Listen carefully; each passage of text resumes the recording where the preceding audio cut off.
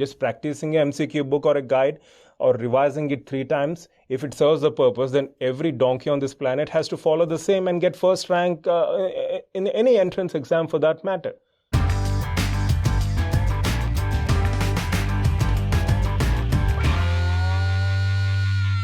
Often we have this question during one's preparation, like, since the exam is approaching, what should be the best strategy to learn maximum subject in a limited time?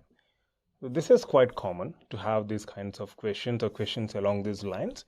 And for your information, there are different modes which you can incorporate to enhance your preparation and to address your desire of getting maximum information in limited time. So one format or one mode which I would suggest is MCQs practice.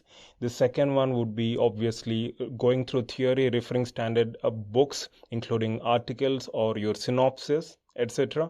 And the third would be watching videos of your favorite teachers, academic videos, of course. And fourth one would be discussing subject with your friends. And finally, notes revision, your notes revision. So we'll deal with each one of them and the benefits of that particular mode. First, starting with MCQs practice.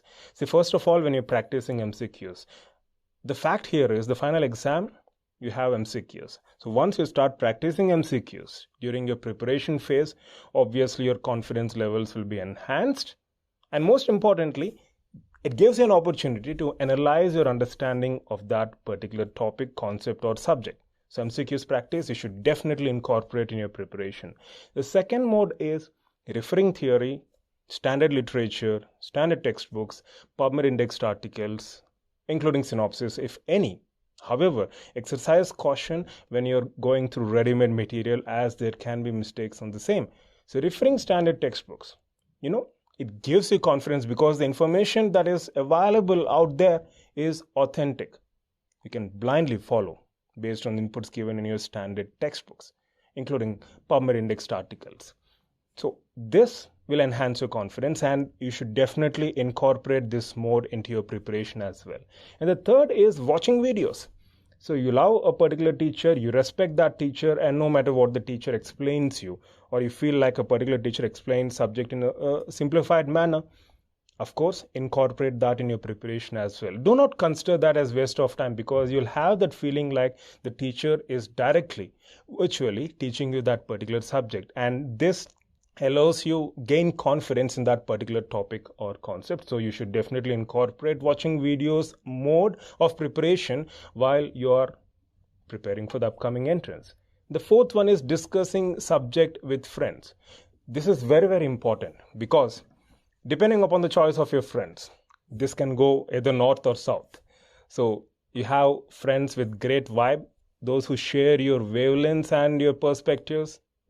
Welcome them, discuss subject, and it will enhance your overall experience. Most importantly, you'll get various important points or topics or concepts. However, if the choice of your friends is poor, they'll not tell you much of the information. They'll in fact try to hide and maybe even feed you with wrong information.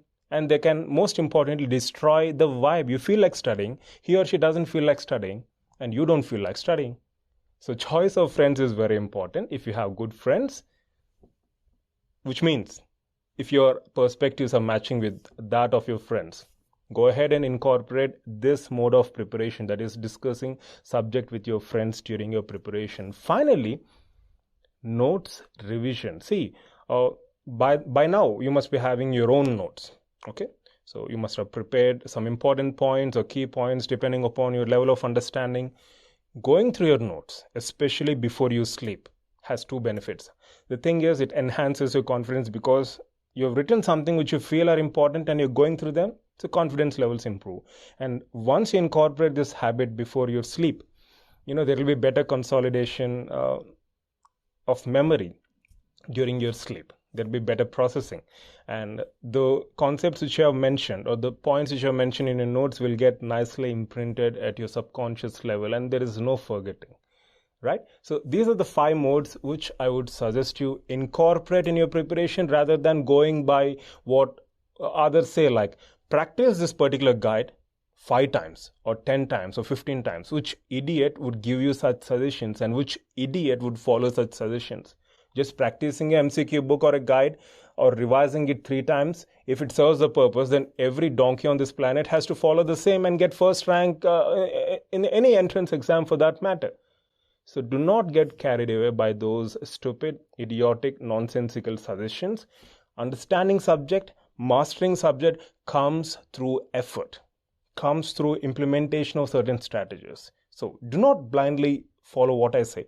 Just analyze what inputs I've given, and if you think it suits you, incorporate them right away without any delay. I hope this video is helpful, and of course, you're going to rock in the upcoming entrance exam. Just believe in yourself and keep giving your best. Love you all.